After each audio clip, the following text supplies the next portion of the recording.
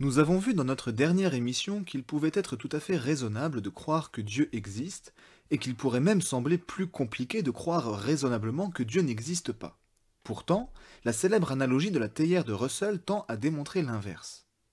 Imaginons que quelqu'un affirme qu'il existe une théière évoluant en orbite autour du Soleil, et que puisque cette théière est parfaitement invisible, il est impossible de prouver qu'elle n'existe pas. Imaginons ensuite que cette même personne considère que puisqu'on ne peut réfuter l'existence de cette théière, il est complètement irrationnel de douter de son existence. Autrement dit, à moins de parvenir à prouver que cette théière n'existe pas, ce qui est impossible, toute personne sensée et douée de raison devrait reconnaître que cette théière invisible existe. Vous l'aurez compris, à travers cet exemple, Russell se fait le critique de la foi, et particulièrement de la foi chrétienne, qu'il présente comme une démarche purement irrationnelle, absurde, indéfendable et inversant la charge de la preuve. Mais cette critique est-elle aussi pertinente qu'il voulait bien le croire? Tout d'abord, comparer la croyance en Dieu avec celle en une théière invisible, ou encore en un monstre de spaghettis volant, pour étendre la gamme des parodies de la foi, est tout à fait illégitime et relève d'un argument fallacieux. En effet, le chrétien peut affirmer posséder plusieurs raisons de croire en l'existence de Dieu, mais nous n'avons à ce jour jamais rencontré d'argument philosophique en faveur de l'existence d'une théière invisible. Aucune potentielle révélation d'une telle théière ne s'est jamais faite jour, personne n'a jamais affirmé qu'une théière invisible ait exaucé sa prière, etc. Comprenons bien que de telles raisons, si elles existaient, ne suffiraient pas à justifier la croyance en cette théière. Il faudrait encore éprouver chacune de ces raisons. Mais elles suffiraient du moins à justifier que la question se pose, ce qui n'est pas le cas aujourd'hui et qui nous permet de conclure à l'absurdité d'une telle croyance. Il semble inutile d'insister davantage pour expliquer en quoi l'argumentation de Russell est dès le départ fallacieuse. Il recourt au sophisme de l'homme de paille en dressant une comparaison illégitime de la croyance en Dieu afin de mieux pouvoir la ridiculiser. Mais en cela, il manque de rigueur et l'image qu'il prend est en réalité très éloignée de ce qu'il souhaite critiquer.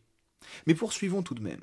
À travers cet exemple, Russell semble vouloir souligner que la foi en Dieu serait acceptée sans raison ni réflexion, en dehors de tout sens critique.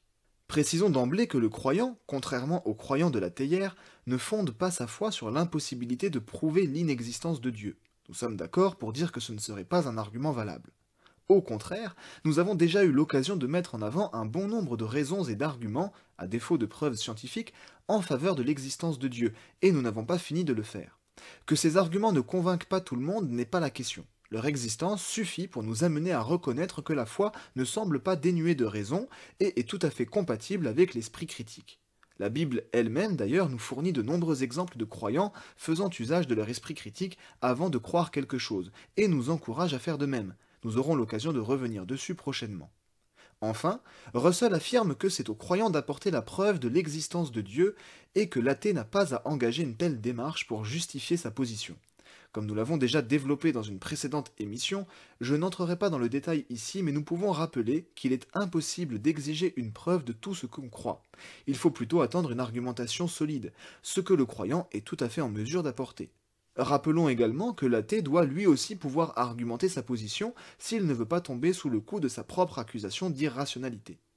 Pour conclure, l'analogie de la théière de Russell relève d'un raisonnement fallacieux et est donc inefficace. Contrairement aux croyants de la théière, le chrétien n'a jamais besoin d'écarter son esprit critique. Il possède en effet plusieurs raisons et arguments lui permettant de défendre logiquement sa foi. Mais en a-t-il assez? Le même Russell affirmait en effet que s'il rencontrait Dieu, il lui dirait « pas assez de preuves ». Vraiment? Ce sera là le sujet de notre prochaine émission.